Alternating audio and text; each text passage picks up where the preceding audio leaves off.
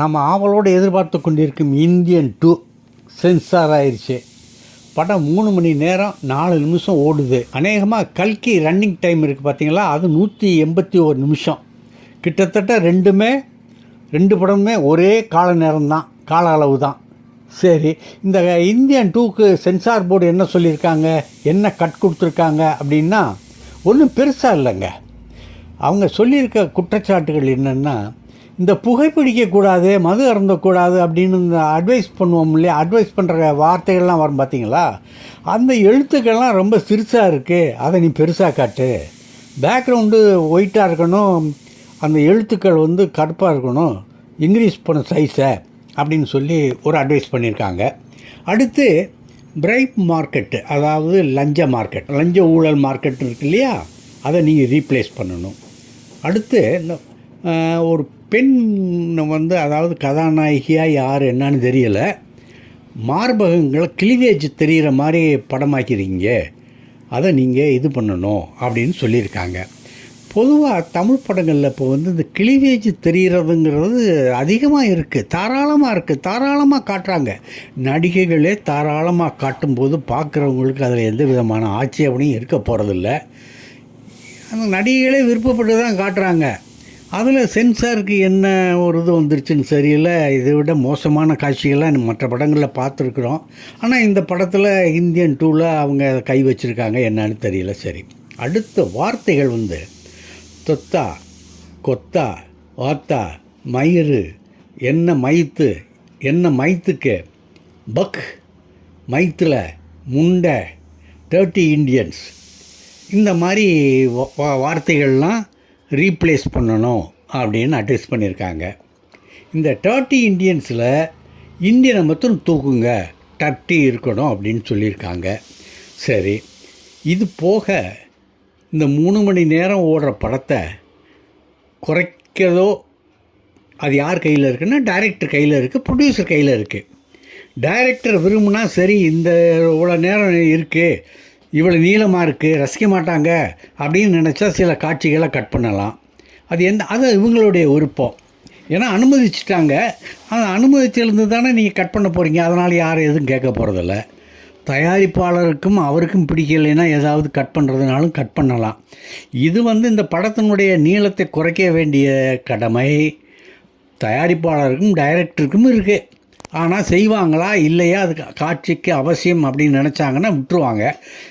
இப்போ அது ரொம்ப தாகத்தில் இருக்கான், அந்த தாகத்தில் இருக்கிற ரசிகனுக்கு நீங்கள் முழுக்க ஒரு ஃபுல் டம்ளர் குடித்தாலும் குடிக்கிறதுக்கு தயாராக இருக்கான். நீங்கள் நீர்மோராகவே கொடுக்குறீங்க, கொக்கோ கோலாவாகவே கொடுக்குறீங்க, மிரிண்டாவாகவே கொடுக்குறீங்கன்னா குடிக்கிறதுக்கு யாருக்கும் ஆட்சேபனை இல்லை. நேரங்கிறது ரசிகனை பொறுத்து இருக்குது. சரி, பார்த்துக்கலாம். அடுத்து இப்போ இந்த கல்கி படம் இருக்குதுல்ல, 2898 வந்து சக்ஸஸ்ஃபுல்லாக ஓடிக்கிட்டு இருக்குது. நார்த்தில் வந்து அமிதாப்புக்கு தான் ரொம்ப மார்க்கெட்டு. அமிதாப்பினுடைய நடிப்பை பற்றி தான் ரொம்ப சிலாகிச்சு பேசுகிறாங்க.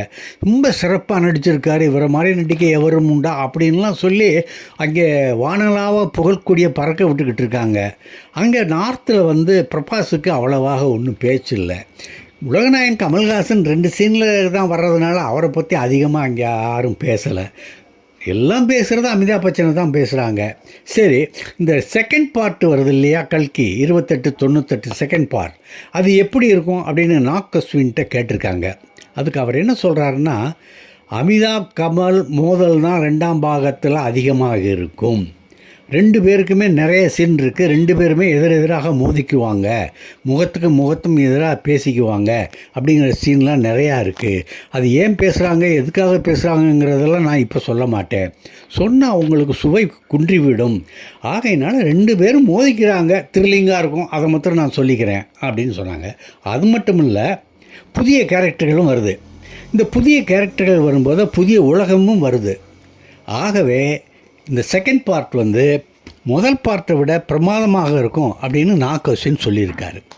இதில் எனக்கு ஒரு சந்தேகம் என்னென்னா, ஏற்கனவே உலகநாயகன் கமல்ஹாசனும் top star super star Amitabh பச்சனும் நடித்த ஒரு படம் ஹிந்தியில் தயாராச்சு. அதில் வந்து அமிதாப் பச்சன் தான் ஹீரோ, இவர் செகண்ட் பார்ட் மாதிரி வருவார். அதில் இவர் வந்து நோயாளி, உலகநாயகன் கமல்ஹாசன் வந்து நோயாளி, கடைசி சீனில் வந்து இறந்து போகிற மாதிரி அந்த சீனு. இதெல்லாம் பார்த்தோம்னா ஒரு நம்ம அமிதாப் பச்சன் என்ன செஞ்சார், நான் அந்த படம் எனக்கு வேண்டாம், நான் நடிக்க மாட்டேன் அப்படின்னு சொல்லிட்டாரு. ஏன் சார் நடிக்க மாட்டீங்க, என்ன சார் பிரச்சனை அப்படின்னு கேட்டால், நான் படம் முழுக்க டான்ஸ் ஆடுறேன், காதல் பண்ணுறேன், லவ் பண்ணுறேன், சண்டை போடுறேன், எல்லாம் பண்ணிடுறேன்னு வச்சுக்கோ. ஆனால் அந்த கடைசி சீனில் நோயாளி கமல்ஹாசன் இருக்கார்ல, அவர் சாகும்போது ஒரு சீன் எடுப்பீங்கள்ல, அது ஒரு 4 நிமிஷம் 5 நிமிஷம் வந்தாலும் அவன் என்னை தூக்கி சாப்பிட்டு போயிடுவாரியா அவர். அப்படியே அப்புறம் அதை படம் விமர்சகர்களும் அதைத்தான் பற்றி பேசுவாங்க, படம் பார்க்குறவங்களும் அதை பற்றி தான் பேசுவாங்க. அப்படி இருக்கும்போது நான் அந்த படத்தில் நடித்து எனக்கு என்ன பேர் வரப்போகுது, ஆகவே நான் மாட்டேன் அப்படின்னு சொல்லிட்டு போயிட்டார். நடிக்க மாட்டேன்னு அந்த படம் இது கைவிட்டாங்க. ஆனால் இதில் எப்படி நடிக்க ஒத்துக்கொண்டார், இவர் எப்படி சீன் வந்திருக்கு என்னங்கிறது தெரியலை. சரி, இப்போ வந்து அமிதாப் வந்து பண்பட்ட நடிகர், அவர் கொஞ்சம் உயர்ந்த நிலைமைக்கு வந்திருக்காரு, ஆக இதெல்லாம் பொருட்படுத்த மாட்டார். கமல் நம்ம நடிகர் தானே அப்படிங்கிற இதில் நடிச்சிருக்கு போகலாம். சரி, பார்க்கலாம். அடுத்து திரிஷா. இப்போ திரிஷாவை பற்றி தான் சமீபத்தில் எல்லாருமே அதிகமாக பேசுனாங்க. நம்ம கூட பேசணும். இவங்க மியாமி தீவுக்கு போயிருந்தாங்க ரெஸ்ட் எடுக்க. அதே மாதிரி விஜயும் மியாமி தீவுக்கு போயிருந்தார் ரெஸ்ட் எடுக்க அப்படின்னு சொல்லியிருந்தோம். பொதுவாக அந்த மாலத்தீவுன்னு சொல்லி ஒரு தீவு இருக்குது, அது காதலர்கள் தீவுன்னு சொல்லுவாங்க. அந்த காதலர் தீவுக்கு ராஷ்மிகா மண்டனா வந்து முதல் ஃப்ளைட்டில் போயிருந்தாங்க. அதுக்கு அடுத்த ஃப்ளைட்டில் ஒரு தெலுங்கு நடிகர் பிரமாதமாக, அடுத்த விஜய தேவரகொண்டா, பேர் சொல்கிறதுக்கு என்ன, விஜய தேவரகொண்டா, அவர் அந்த வேறொரு ஃப்ளைட்டில் மாலத்தீவு போனார். போகும்போது ஏர்போர்ட்டில் அவர் என்ன பண்ணியிருந்தாருன்னா, ஒரு ஜெர்கின்ஸ் போட்டிருந்தார், கருப்பு கண்ணாடி போட்டிருந்தார். அந்த கருப்பு கண்ணாடியார் அவர் அங்கே போய் மாலத்தீவில் போய் சேர்ந்தார். 2 பேரும் தனித்தனியாக தான் போனாங்க.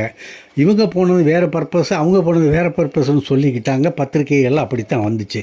ஆனால் அங்கே போன பிறகு வெளிவந்த படங்களை பார்க்கும் பொழுது ராஷ்மிகா மந்தனாவனுடைய கண்ணில் வந்து நம்ம விஜய தேவரகொண்டா போட்டிருந்த கண்ணாடி, கருப்பு கண்ணாடி அந்த அம்மா போட்டிருக்கு. அதே மாதிரி அவர் போட்டிருந்த ஜெர்கின்ஸையும் அந்த அம்மா போட்டிருக்கு. அப்போ 2 பேரும் ஒரே ரூமில் தானே தங்கியிருக்கணும், ஒன்றாகத்தானே இருக்கணும். அப்போ 2 பேரும் காதலிகள் தானே அப்படின்னு சொல்லி அந்த மாலத்தீவில் எல்லாரும் பற்றி பேசுனாங்க. அதே மாதிரி இவங்களை பற்றி, நம்ம தளபதியை பற்றியும் திரிஷாவை பற்றியும் எதுவும் வரலைனாலும் வரலை, எந்த செய்தியும் வரலைனாலும் சொல்ல, பேச்சுக்கள் வந்து இவங்க 2 பேரும் காதலிகளா அப்படிங்கிற மாதிரி தான் எல்லாமே ஊடகங்கள் வந்து எழுதிக்கிட்டு இருக்காங்க, பேசிக்கிட்டு இருக்காங்க. இதை பற்றி திரிஷா ஒரு இது போட்டிருக்காங்க, நம்ம இன்ஸ்டாகிராமில் அவங்க படம் போட்டு ஒன்று போட்டிருக்காங்க. அதனுடைய ஆங்கிலத்தில் ஒரு கவிதை வரிகளை போட்டிருக்காங்க. கவிதை வரியாக அல்லது வார்த்தைகளாக என்னன்னு தெரியல. If there is anything that you should stop wearing the weight of other people opinions அப்படின்னு அதுக்கு போட்டிருக்காங்க. அதுக்கு என்ன அர்த்தம்னு சொன்னால், அதாவது நேரடியாக அர்த்தம்னு இதுக்கு பார்த்தோம்னா வேறு மாதிரி போயிடும். உன்னுடைய அதாவது அடுத்தவங்க மற்றவங்க உன்னை பற்றி சொல்கிறாங்கள்ல அந்த கருத்தை நீ சுமையாக தாங்காத, சுமையாக ஏற்றுக்காத, புறக்கணிச்சிரு. இதுதான் நல்லது, தவிர்க்க விரும்பு அப்படின்னு அதனுடைய அர்த்தம். ஆகவே நீ என்ன வேணாலும் சொல்லிட்டு போயா, நான் தவிர்த்துட்டு போகிறேன் அப்படிங்கிறது தான் அதனுடைய அர்த்தம். ஆக நாம் அதை பற்றி என்ன தெரிஞ்சுக்கிறணும், என்ன சொல்கிறது அப்படிங்கிறது நீங்களே முடிவு பண்ணிக்கோங்க. அடுத்து ஸ்ருதிஹாசன் வந்து மனசு வச்சா நான் எப்போவோ தாத்தாவாக இருப்பேன் அப்படின்னு உலகநாயகன் கமல்ஹாசன் சொன்னார். எங்கே இந்தியன் விழாவில் சொன்னார், சென்னை விழாவில் சொன்னார். அந்த விழாவில் அதை கேட்டுக்கொண்டிருந்த ஸ்ருதிஹாசன் சிரிச்சுக்கிட்டாங்க. ஏன்னா அப்பா எப்படி பேசுகிறாரே அப்படின்னு சொல்லி சிரிச்சுக்கிட்டாங்க. ஸ்ருதிஹாசன் விரும்புனா நான் இப்போவே தாத்தாவாகிடுவேனே அப்படின்னு சொன்னாங்க. அதுக்கு அர்த்தம் நல்ல அர்த்தம் தானே. சரி, ஆனால் ஸ்ருதிஹாசனுடைய எண்ணம் என்ன?